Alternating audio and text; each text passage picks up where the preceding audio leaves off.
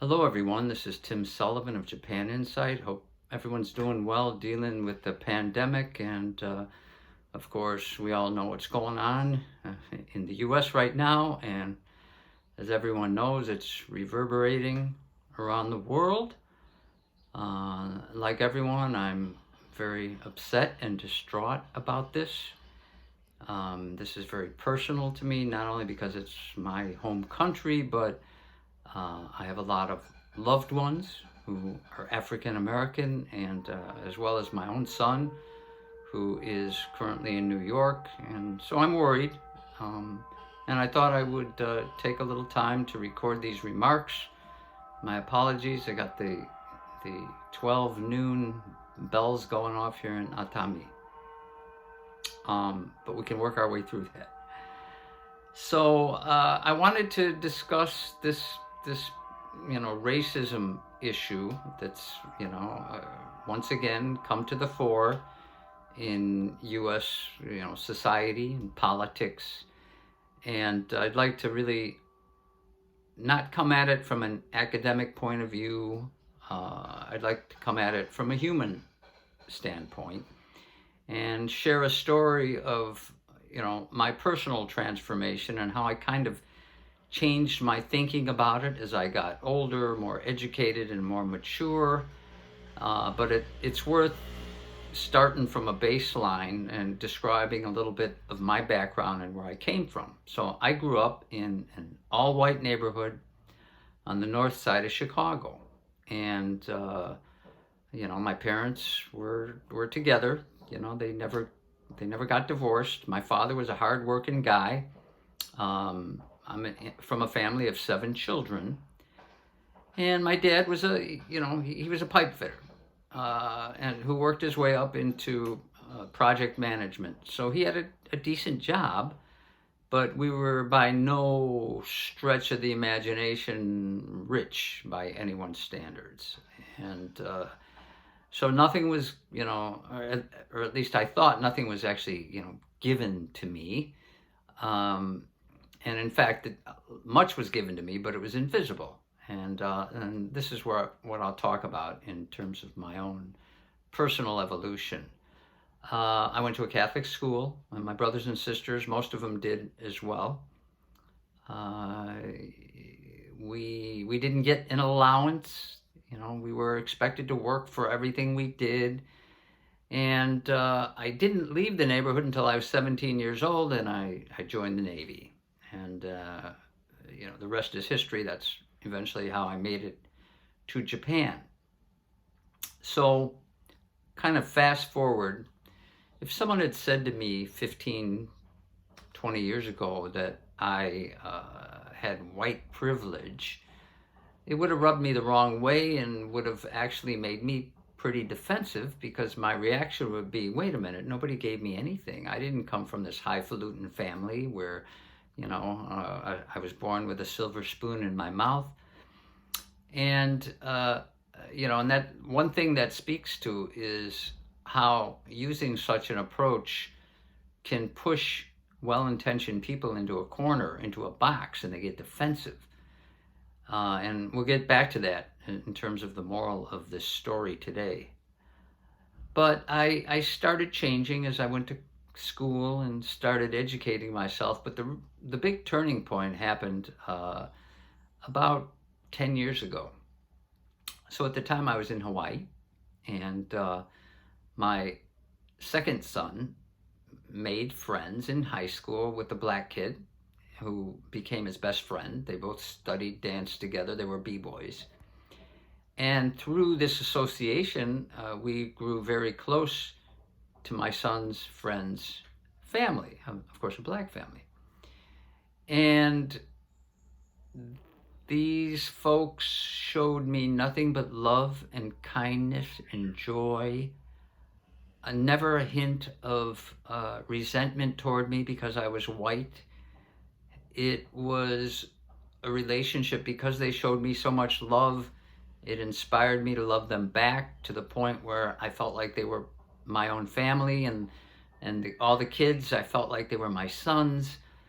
And as I said, I really came to love all of them. Well, one of the sons, Rascasa, at the time he was 14. I used to have him come over on Sunday and help me with yard work, and I would pay him, of course. And after we were done, because I just enjoyed his company, we would watch football together on Sunday afternoon. And so one day we're watching a game. I don't remember the game. And a commercial came on. I think it was a Nike commercial. And just suddenly, out of the blue, Rascasa said to me, Uncle Tim, when I'm at the mall and I go to Foot Locker, do you know that they always follow me around? And I hate that. Like, they think that I'm going to steal something. And I would never steal anything. Now, you have to know, Rascasa and all his brothers and sisters are the sweetest, most loving, most honest people you would ever meet. And they don't deserve any of that. But because he's black, they were profiling him and just assuming that he was a threat and that he was going to steal shoes or whatever they're selling in their shop. And when he said this, I felt really hurt. I felt that his pain was my pain, and that's the beauty of loving someone. You create an empathy toward that person, which is really where this conversation is going, because so much of it is about dealing with other people from different backgrounds and just listening to them. In no way was he accusing white people of being bad. He was just communicating his own experience to me. And it stimulated some thinking on my part when he said that. And that's when the light bulb went on.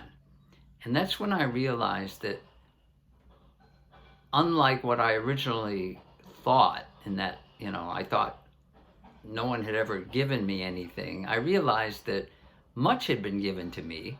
It was just invisible. I was given two parents who loved each other. I was given a house to live in. I was given opportunity to go to a private school. I was given opportunity to get jobs and not to be turned down without just because my skin color was a certain color. I was never pulled over for driving while white.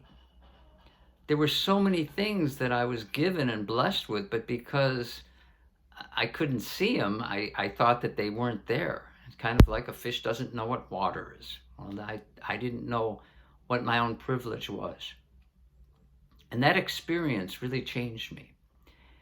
And it made me realize that, if you're going to win over allies from the white community, the way is not to try to guilt trip them and use the white privilege term as a negative, disparaging moniker, because again, you're just going to push them into a box.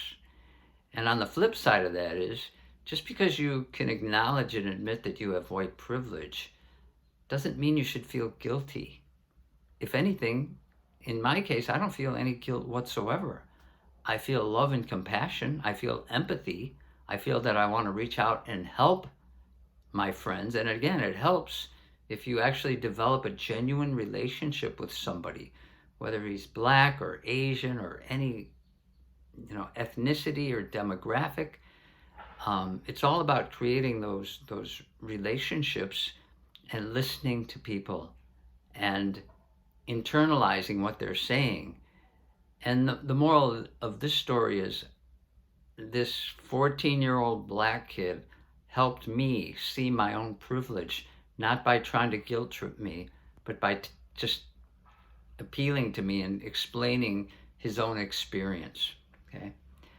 And I think we need more of that. I don't have any solutions for the systemic racism that exists in my country. But I do believe strongly that more of us need to interact with people of other colors and cultures and, ethnic backgrounds. And we need to listen to each other and, not accuse each other, not attack each other.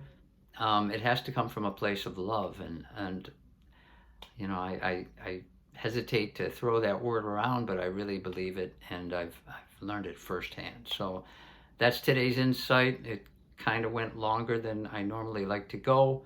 I hope you got something out of it, and let's all stay strong. Let's support our brothers and sisters from all races and ethnicities, and hopefully, even one by one, we could just make a better world by doing so. Have a great one. This is today's message. Again, I'm Tim Sullivan of Japan Insight. I will be posting more videos in the future. In the meantime, everybody, please stay safe.